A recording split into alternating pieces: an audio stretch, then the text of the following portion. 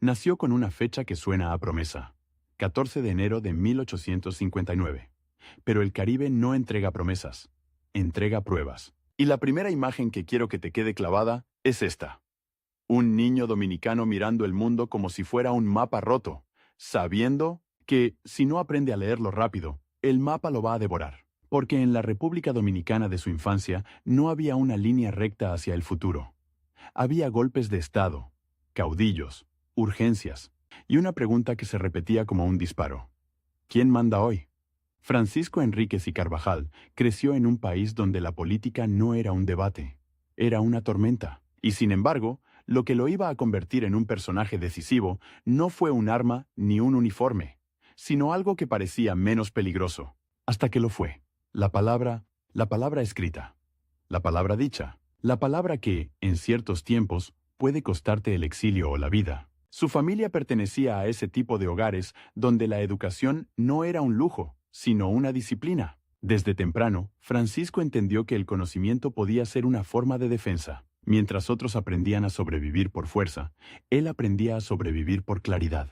Y esa claridad lo empujó hacia dos caminos que, en su caso, no se separaron nunca: la medicina y el pensamiento público. Imagínalo joven, con la cabeza llena de preguntas y el cuerpo todavía sin cicatrices, entrando a los libros como quien entra a una trinchera. Estudiar medicina en el siglo XIX caribeño no era solo aprender anatomía, era mirar de frente la fragilidad humana en un país donde la fragilidad era cotidiana. Enfermedades, pobreza, falta de recursos y una sociedad que a veces parecía vivir al borde del colapso. La medicina le enseñó algo que luego llevaría a la política: que las decisiones tienen consecuencias físicas, que un error no es una idea equivocada, es un cuerpo que sufre. Pero la medicina no lo encerró en un consultorio. Al contrario, lo lanzó a la calle, a la conversación pública, al conflicto, porque Francisco no era de los que se conforman con curar síntomas. Quería entender la causa, y la causa, muchas veces, no estaba en la sangre, estaba en el poder. En esos años, la República Dominicana era un tablero donde las piezas se movían con violencia. Los gobiernos cambiaban, las lealtades se compraban, las instituciones se debilitaban. Y en medio de ese ruido, Francisco empezó a construir algo raro. Una reputación de hombre serio, de hombre que no gritaba para existir, de hombre que pensaba antes de hablar. Eso, en política, puede ser una virtud o una sentencia, porque aquí aparece el primer gran contraste que lo perseguirá toda la vida. Él creía en la razón, pero vivía en un país donde la fuerza solía ganar. Él creía en instituciones, pero caminaba entre improvisaciones. Él creía en el largo plazo, pero la nación parecía vivir a plazos cortos, como si cada semana fuera la última. Y entonces llega el punto en que la vida deja de ser preparación y se convierte en choque. Francisco se va abriendo paso como intelectual, como médico, como figura pública, y empieza a rozar el centro del huracán: la política dominicana. No como un caudillo, sino como un civil. No como un hombre de espada, sino como un hombre de ideas. Y eso, en un país acostumbrado a resolverlo todo con músculo, era casi una provocación. Su voz se fue haciendo conocida por su capacidad de argumentar, de escribir, de sostener posiciones con lógica. En una época donde muchos discursos eran pura amenaza o pura promesa vacía, él insistía en algo incómodo: coherencia. Y la coherencia tiene enemigos naturales, porque obliga a los demás a definirse, obliga a elegir, obliga a mostrar el verdadero rostro. A medida que su nombre circulaba, también crecía el riesgo. La política dominicana no perdonaba fácilmente a quienes no se alineaban con el poder de turno, y Francisco, por temperamento y por principios, no era un hombre fácil de domesticar. Su conflicto real, el que lo marcaría, no fue una pelea personal con un rival de carne y hueso, sino una guerra larga contra un sistema, el caudillismo, la arbitrariedad, la idea de que el país era propiedad de quien lograra tomarlo. Y aquí viene el primer giro que muchos no esperan. Su formación médica, en lugar de alejarlo del poder, lo convirtió en alguien aún más peligroso para los autoritarios, porque un médico observa, diagnostica y no se deja engañar por la apariencia. Un médico sabe que una fiebre puede ser síntoma de algo mortal. Y Francisco empezó a mirar la República Dominicana como un paciente grave, con crisis recurrentes, con órganos institucionales debilitados, con una infección política que se extendía. En ese ambiente, su vida se volvió una carrera contra el tiempo, aunque todavía no lo supiera con claridad. Porque en países inestables, el tiempo no es un calendario. Es una ventana que se cierra. Hoy puedes hablar, mañana te silencian. Hoy puedes publicar, mañana te persiguen. Hoy puedes servir, mañana te expulsan. Y Francisco, que no era ingenuo, entendió que debía actuar antes de que la ventana se cerrara del todo. Su entrada al mundo público no fue un salto teatral.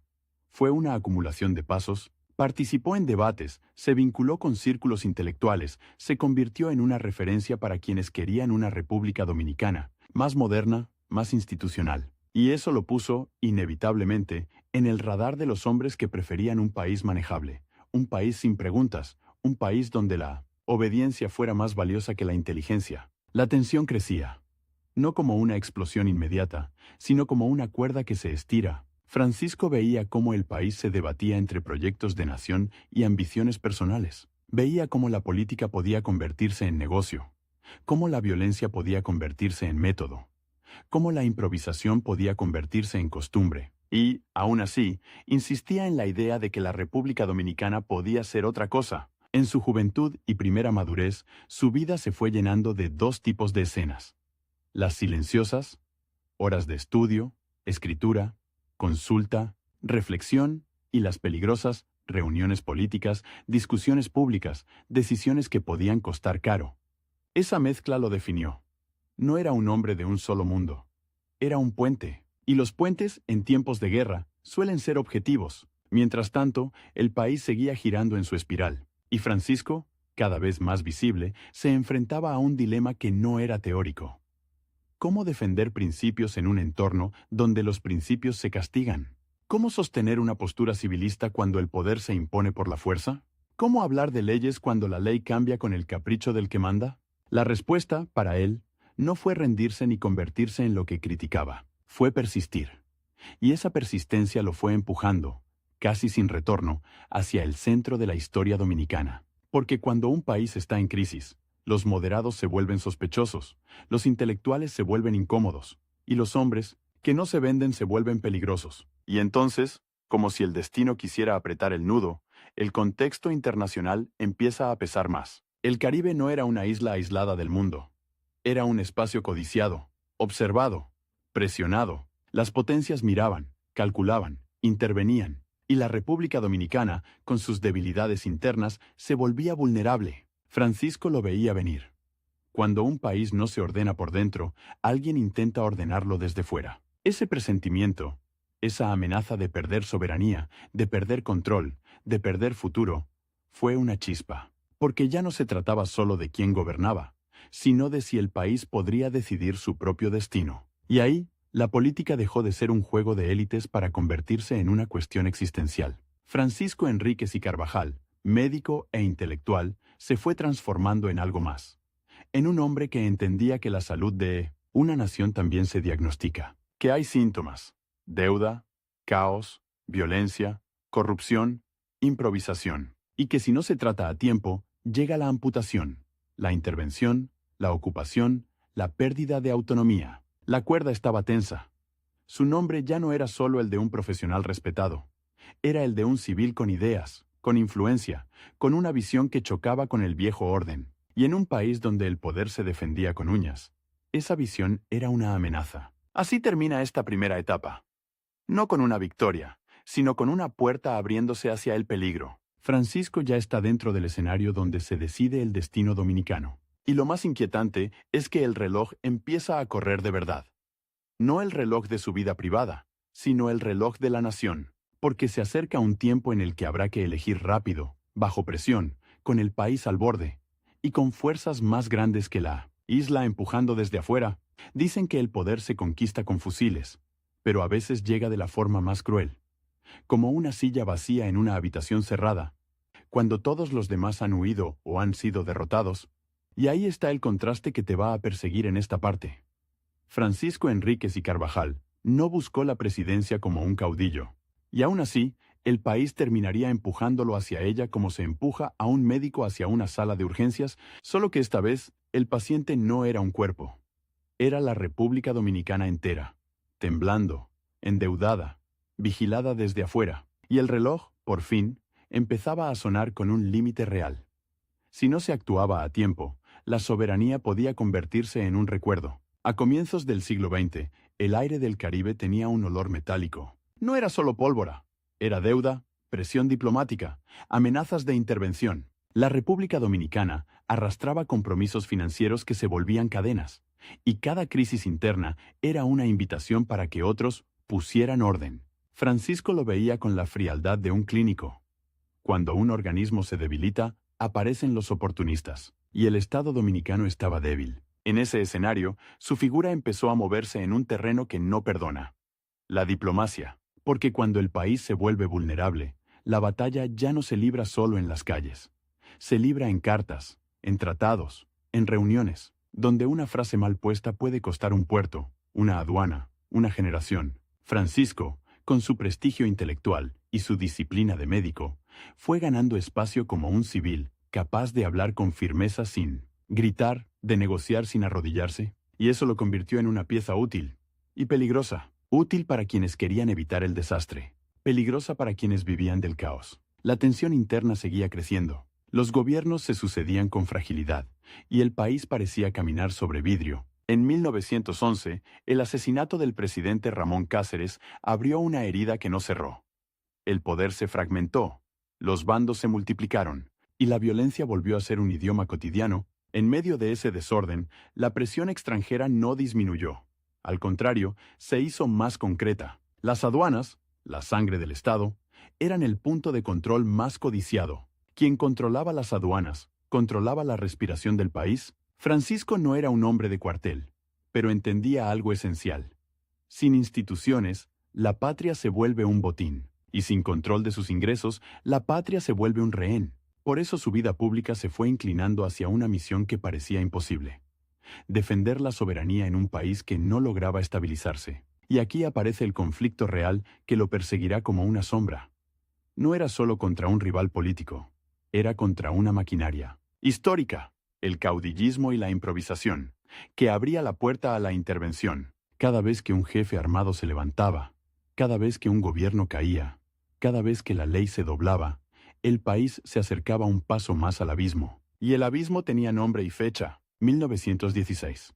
Ese año, la amenaza dejó de ser un rumor y se volvió una escena. Imagina el impacto visual: barcos de guerra estadounidenses frente a la costa, uniformes extranjeros en tierra dominicana, órdenes que ya no nacían en Santo Domingo. La ocupación militar de Estados Unidos comenzó, y, con ella, una humillación que muchos dominicanos sintieron como una amputación. No era solo control militar, era control administrativo, control de aduanas, control del ritmo del país. La soberanía, esa palabra que suena abstracta, se volvió algo físico. Un portón que ya no abrías tú. Para Francisco Enríquez y Carvajal, aquello fue el diagnóstico definitivo.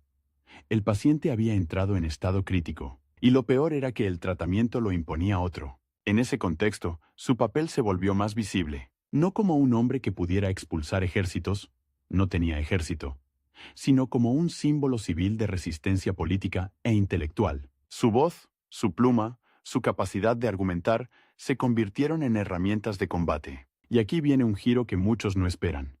En tiempos de ocupación, el arma más temida no siempre es la bala, es la legitimidad. Porque un ocupante puede controlar calles, pero le cuesta controlar la conciencia de un país si hay figuras capaces de articular el rechazo con claridad. Francisco se movió en el terreno de la denuncia, la representación, la presión internacional. La lucha era desigual. Frente a una potencia, un país pequeño, frente a la disciplina militar, la fragilidad institucional. Pero él insistía en algo que parecía obstinación, y era estrategia: mantener viva la idea de que la República Dominicana no era un territorio administrable, sino una nación con derecho a decidir. Los años de ocupación fueron largos y el desgaste fue real, no solo por la presencia extranjera, sino por lo que esa presencia provocaba dentro: divisiones, resignación, oportunismo. En ese clima, la figura de Francisco se fue consolidando como la de un civilista que no se rendía al cinismo. Y eso, otra vez, lo ponía en peligro. Porque en un país ocupado, el que insiste en la dignidad incomoda a dos bandos a la vez: al ocupante y a los que se acomodan. Cuando finalmente la ocupación terminó en 1924, el país no salió limpio. salió marcado. Había instituciones alteradas, heridas políticas, y una sociedad que había aprendido, a la fuerza, que la soberanía puede perderse. Pero también había una oportunidad: reconstruir, y en esa reconstrucción, Francisco Enríquez y Carvajal seguía siendo una referencia moral e intelectual. Sin embargo, la paz no duró como promesa. La República Dominicana entró en una etapa donde el orden se buscaba con ansiedad, y esa ansiedad es peligrosa. A veces la gente prefiere un orden duro antes que un caos libre. En ese caldo de cultivo, un nombre empezó a crecer con una velocidad inquietante: Rafael Leónidas Trujillo. Un hombre formado en el aparato militar que dejó la ocupación, un hombre que entendió el poder como control total, un hombre que no necesitaba convencer, necesitaba dominar. Y aquí el relato se vuelve más oscuro, porque el conflicto de Francisco ya no era solo contra la inestabilidad, era contra el nacimiento de una dictadura. Trujillo ascendió con precisión en 1930. Tras la crisis política que derribó al presidente Horacio Vázquez, el país quedó otra vez en el borde, y Trujillo, jefe del ejército, jugó su carta con frialdad. Permitió que la tormenta creciera, y luego se presentó como el único capaz de restaurar el orden. Las elecciones de ese año estuvieron marcadas por intimidación y control. La competencia real fue asfixiada. El resultado fue el inicio de un régimen que convertiría la política en miedo. Francisco Enríquez y Carvajal, con su trayectoria civilista, quedaba en una posición imposible. Era demasiado respetado para ser ignorado, demasiado independiente para ser confiable para un dictador. Y entonces llega uno de los momentos más tensos y cinematográficos de su vida pública. En 1930, en medio de la transición y el reacomodo del poder, Francisco fue llamado a ocupar la presidencia de manera provisional. No fue una coronación, fue una operación de emergencia. Un país en crisis, un militar en ascenso, una legalidad que se intentaba sostener con alfileres. La imagen es brutal. Un intelectual mayor, con décadas de pensamiento y servicio, sentado en la silla presidencial mientras, en las sombras, el verdadero poder se organizaba con uniforme. Aquí está el límite de tiempo que lo aprieta todo. Su presidencia no era un proyecto de años. Era una carrera de semanas. Un puente, frágil entre el derrumbe y lo que venía. Y lo que venía tenía nombre: Trujillo. Francisco asumió con la intención de encauzar el proceso, de sostener una apariencia de institucionalidad, de evitar que el país se deshiciera en otra guerra interna. Pero el terreno estaba minado. Trujillo controlaba el ejército. Y en política, cuando alguien controla las armas, controla el margen de maniobra de todos los demás. Francisco podía firmar decretos. Trujillo podía decidir si esos decretos sobrevivían a la noche. El suspense de ese periodo no está en grandes batallas, sino en algo más inquietante: la sensación de que cada gesto era observado, que cada decisión tenía doble lectura, que cada reunión podía ser una trampa. Francisco, acostumbrado a la lógica y al debate, se enfrentaba a un tipo de poder que no discute, calcula. Y el cálculo de Trujillo era simple: consolidarse sin obstáculos. La presidencia provisional de Francisco Enríquez y Carvajal terminó ese mismo año, en 1930, cuando Trujillo asumió formalmente la presidencia, y ahí se cierra la puerta. No con un golpe espectacular en escena, sino con el sonido seco de una cerradura. El país entraba en una era donde la palabra iba a costar más caro que antes. El giro final de esta parte es amargo. Francisco, que había luchado contra la arbitrariedad y contra la pérdida de soberanía, vio cómo el país pasaba de la ocupación extranjera a una ocupación interna, más silenciosa y más asfixiante, porque una dictadura no necesita barcos en la costa, necesita miedo en la calle. Y aún así, su paso por la presidencia provisional no fue un detalle menor, fue la prueba de que, incluso en el momento más peligroso, el país todavía buscaba, aunque fuera por instantes, una figura civil, una figura de respeto, una figura que representara la idea de república. Pero el tiempo se agotó. La ventana se cerró, y el hombre que había intentado sostenerla abierta quedó frente a un dilema que define a los sobrevivientes de las dictaduras: callar para vivir o hablar y pagar el precio. El problema es que Francisco Enríquez y Carvajal no estaba hecho para el silencio. Y en la República Dominicana de Trujillo, esa cualidad no era una virtud, era una amenaza. El primer día después de dejar la presidencia, Francisco Enríquez y Carvajal no amaneció con escoltas ni con vítores, amaneció con algo más frío. La certeza de que, en un país donde el miedo empieza a organizarlo todo, la palabra se convierte en contrabando. Y ahí está el contraste que sostiene esta parte como un alambre tenso. El hombre que había sido llamado para salvar la legalidad, apenas tuvo tiempo de tocarla. Y, sin embargo, lo que hizo, y lo que se negó a hacer, iba a perseguir al nuevo régimen como una espina, porque Trujillo no heredó un Estado.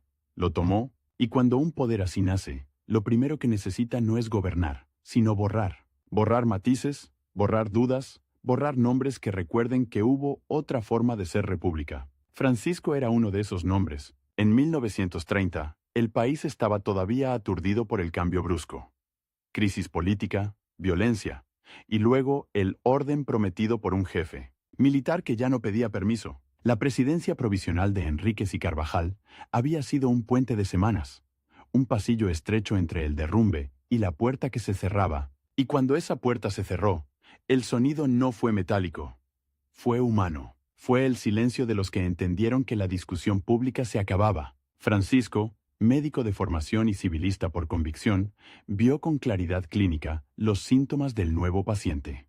Culto a la autoridad, control del ejército, intimidación electoral, y una administración que empezaba a confundirse con la voluntad de un solo hombre. En su cabeza, la política seguía siendo un debate de ideas. En la calle, ya era un sistema de obediencias. Y el conflicto real que lo había perseguido toda la vida, la lucha contra el caudillismo que devora instituciones, ahora se presentaba con un rostro definitivo. Lo más inquietante es que Trujillo no necesitaba encarcelarlo para neutralizarlo. Le bastaba con convertirlo en una figura decorativa, en un anciano respetable, al que se le permite existir siempre que no recuerde demasiado. Pero Francisco no era un adorno, era un archivo vivo. Había visto la ocupación, había defendido la soberanía, había sostenido la idea de república cuando era más fácil rendirse. Y un archivo vivo es peligroso, porque puede hablar. El régimen empezó a construir su narrativa con velocidad. La propaganda no solo decía quién mandaba, decía quién había mandado mal antes. Y en esa reescritura, la presidencia provisional de Francisco podía ser presentada como un simple trámite, un accidente, una nota al pie. Sin embargo, en los círculos intelectuales y en la memoria de muchos dominicanos, su nombre seguía significando otra cosa. Decencia, pública, legalidad, civilidad. Eso era exactamente lo que una dictadura no tolera. La comparación, aquí entra el límite de tiempo que lo aprieta como una soga invisible. Francisco ya era un hombre mayor. No tenía décadas por delante para esperar mejores tiempos. Tenía, en cambio, una urgencia moral. Si callaba ahora, el silencio se convertiría en costumbre nacional. Si hablaba, podía perderlo todo. Y en un régimen que se estaba consolidando, perderlo todo no era una metáfora elegante. Era perder la seguridad, la libertad, la posibilidad de vivir sin vigilancia. En esos años, su resistencia no fue la de un conspirador con armas, sino la de un intelectual que se niega a entregar el lenguaje. Su herramienta era la misma de siempre: la palabra escrita, la argumentación, la autoridad moral, pero el terreno había cambiado. Antes, una carta podía abrir una negociación. Ahora, una carta podía abrir un expediente. Antes, un artículo podía provocar debate. Ahora, podía provocar una visita nocturna. Y aún así, Francisco siguió siendo Francisco. Un hombre que creía que la nación no es un cuartel. Su postura civilista, esa insistencia en que el poder debe someterse a reglas, chocaba con la lógica trujillista, que era exactamente la contraria. Las reglas se someten al poder. Esa colisión no necesitaba un duelo público para ser real, bastaba con que existiera. Mientras Trujillo consolidaba su control, el país empezó a llenarse de señales. Ascensos militares que premiaban lealtades, instituciones que se alineaban, voces que se apagaban. La vida pública se iba estrechando como una calle que termina en pared. Y en ese estrechamiento, la figura de Enríquez y Carvajal funcionaba como un recordatorio incómodo de que la República Dominicana había tenido, al menos por instantes, otra aspiración. El giro inesperado es que, en lugar de desaparecer de inmediato, Francisco se convirtió en una especie de sombra respetada. No porque el régimen fuera tolerante, sino porque la dictadura, en su fase inicial, también calcula. Trujillo necesitaba legitimidad. Necesitaba que el país pareciera normal ante ciertos ojos, dentro y fuera. Y un nombre como el de Francisco podía servir como barniz. La apariencia de continuidad institucional. La ilusión de que todo seguía dentro de un marco. Pero el barniz se agrieta cuando el objeto debajo se mueve, y Francisco se movía. No con discursos incendiarios, sino con algo más difícil de controlar. Coherencia. La coherencia es peligrosa porque no se compra con cargos ni se apaga con aplausos. Y en un sistema que se alimenta de adhesiones forzadas, la coherencia de un civilista es una forma de resistencia. En su entorno, la tensión se sentía en detalles, en conversaciones que bajaban de volumen cuando alguien se acercaba, en cartas que se escribían con cuidado, como si cada frase pudiera ser usada en contra, en la sensación de que el país entero estaba aprendiendo un nuevo idioma. El de hablar sin decir. Francisco, que había dedicado su vida a decir con precisión, se encontraba en una época donde la precisión podía ser una sentencia, y sin embargo, su legado no se construyó solo en lo que dijo, sino en lo que representó. Para muchos, él era la prueba de que la política podía ser algo más que fuerza, que un médico, un intelectual, un diplomático, podía llegar a la cima del Estado sin convertirlo en botín. Esa idea, en tiempos de Trujillo, era subversiva por sí misma. La imagen más potente de esta etapa no es un mitin ni un decreto. Es un hombre mayor, con el peso de décadas, caminando en una ciudad donde el poder ya no se discute, se teme. Un hombre que sabe que su nombre circula en oficinas donde se decide el destino de otros. Un hombre que entiende que el país ha cambiado de manos, pero no de heridas, y que, aún así, se niega a aceptar que la historia termine en obediencia. En esos años finales de su vida, Francisco Enríquez y Carvajal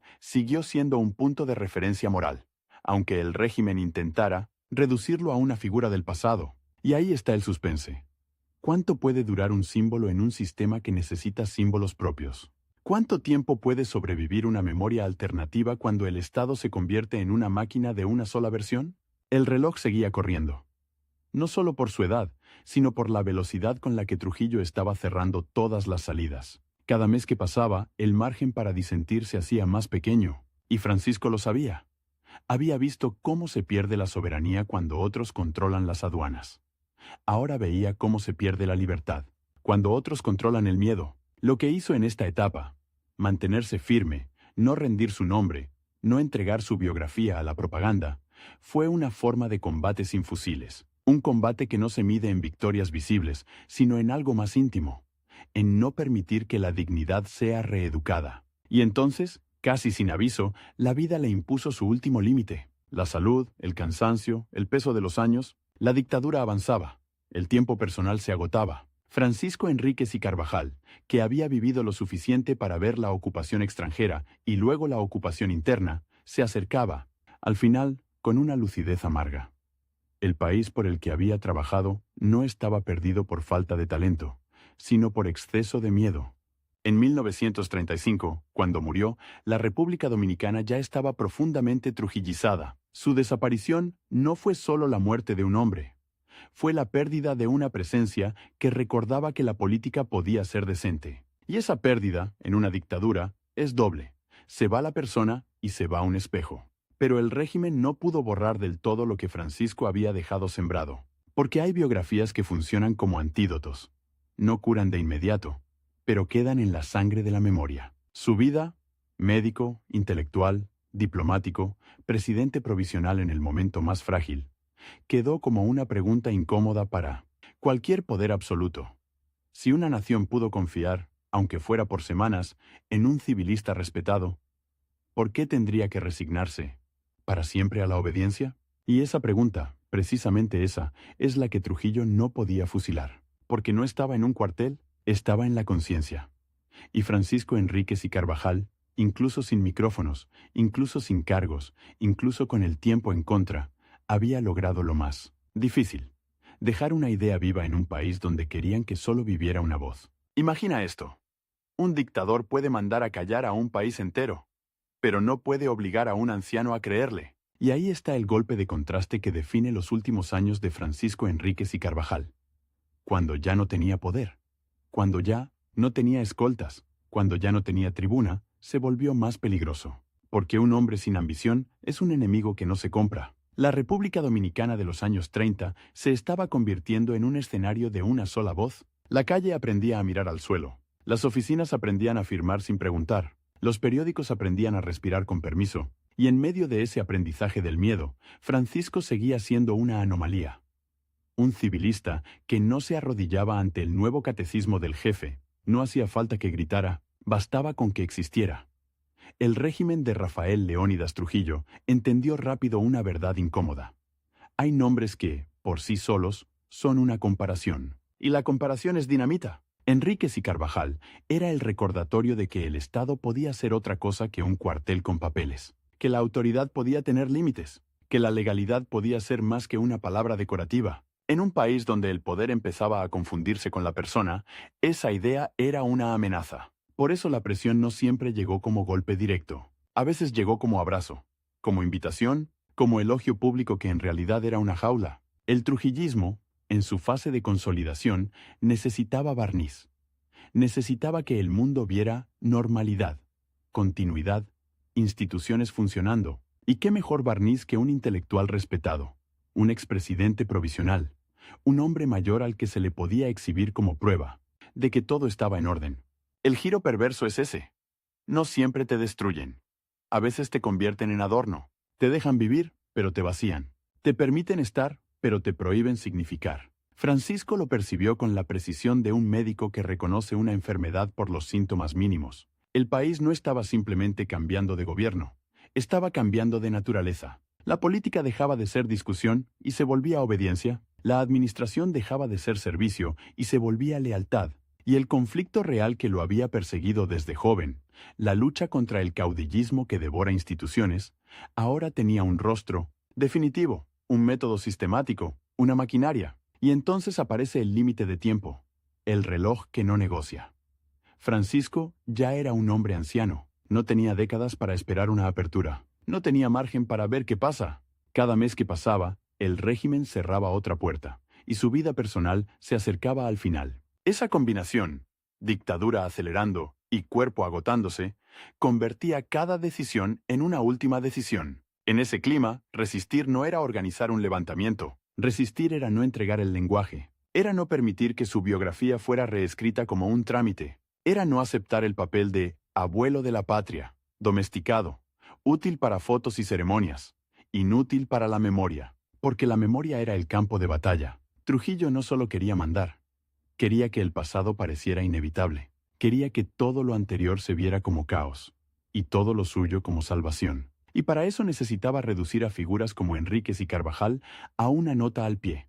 Un señor respetable, un interino, un episodio, pero Francisco era un archivo vivo. Había visto la ocupación estadounidense, había defendido la soberanía, había sostenido la idea de república cuando era más fácil rendirse. Y un archivo vivo, si habla, desordena la versión oficial. El problema es que hablar ya no era un acto intelectual, era un riesgo físico. Antes, una carta podía abrir una negociación. Ahora, una carta podía abrir un expediente. Antes, un artículo podía provocar debate. Ahora, podía provocar una visita nocturna. La República Dominicana estaba aprendiendo un idioma nuevo, el de hablar sin decir, y Francisco, que había vivido para decir con precisión, se encontraba en una época donde la precisión podía ser una sentencia. Aún así, su resistencia tuvo una forma concreta. La coherencia. No la coherencia como pose, sino como hábito. No prestó su nombre para legitimar lo ilegítimo. No se convirtió en coro. No se dejó usar como sello de respetabilidad para un poder que se estaba construyendo sobre el miedo. Y eso, en una dictadura, es una forma de desafío más difícil de aplastar que un enemigo armado. Porque no te da excusa fácil. No te da escena heroica. No te da un caso que puedas vender como amenaza. Solo te deja con la incomodidad. En su entorno, la tensión se sentía en detalles pequeños y por eso mismo aterradores. Conversaciones que bajaban de volumen cuando alguien se acercaba. Visitas que se anunciaban con demasiada formalidad. Silencios que duraban un segundo más de lo normal, como si el aire estuviera escuchando. La ciudad se llenaba de señales. Ascensos militares que premiaban fidelidades. Instituciones alineándose como fichas. Voces apagándose sin ruido. La vida pública se estrechaba como una calle que termina en pared. Y en esa calle, Francisco caminaba como un hombre que sabe que lo observan, pero también como alguien que se niega a actuar como observado. Esa es una imagen que duele. Un anciano con décadas de servicio, con la espalda cargada de historia, moviéndose en una capital donde el poder ya no se discute, se teme. Un hombre que entiende que su nombre circula en oficinas donde se decide el destino de otros, un hombre que sabe que el país cambió de manos, pero no de heridas. El régimen podía controlar periódicos, radios, cargos, pero había algo que no podía controlar del todo. La comparación íntima que cada dominicano hacía en su cabeza, la pregunta silenciosa: ¿esto es república o es cuartel?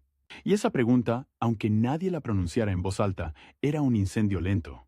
La ironía final es que, mientras más se cerraba el país, más valía su figura como referencia moral. No porque él estuviera organizando una oposición visible, no era ese el terreno, sino porque su vida demostraba que otra conducta era posible, que se podía llegar al Estado sin convertirlo en botín, que se podía ejercer autoridad sin humillar, que se podía servir sin adorar. Y entonces, sin dramatismo público, llegó el límite definitivo.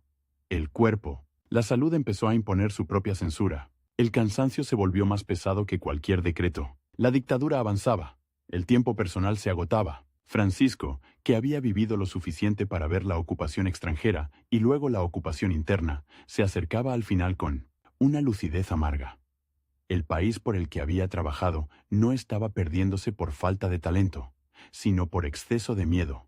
El 6 de abril de 1935, Francisco Enríquez y Carvajal murió. Y en una dictadura, la muerte de un símbolo no es solo un hecho biológico. Es una oportunidad política. La desaparición de su presencia quitaba un espejo que recordaba, sin necesidad de discursos, que la política podía ser decente, que la legalidad podía ser algo más que una máscara. Pero aquí está el giro que el poder nunca termina de calcular. Hay biografías que funcionan como antídotos. No curan de inmediato. No derriban al tirano al día siguiente, pero quedan en la sangre de la memoria, esperando el momento en que el cuerpo social vuelva a necesitar defensas. Trujillo podía llenar paredes con su nombre, podía rebautizar calles, podía exigir aplausos como si fueran impuestos, pero no podía fusilar una pregunta. Y la vida de Francisco dejaba una pregunta clavada, incómoda, persistente. Si una nación pudo confiar, aunque fuera por semanas, en un civilista respetado para sostener la legalidad en medio del caos, ¿por qué tendría que resignarse para siempre a la obediencia? Esa pregunta no estaba en un cuartel, no estaba en un periódico, no estaba en un archivo que se pudiera quemar. Estaba en la conciencia, en la comparación, en el recuerdo de un hombre que, incluso sin micrófonos, incluso sin cargos, incluso con el tiempo en contra, se negó a entregar su nombre como propaganda. Y así, el último acto de Francisco Enríquez y Carvajal no fue gobernar, fue algo más raro y más difícil. Sobrevivir como idea en un país donde querían que solo viviera una voz,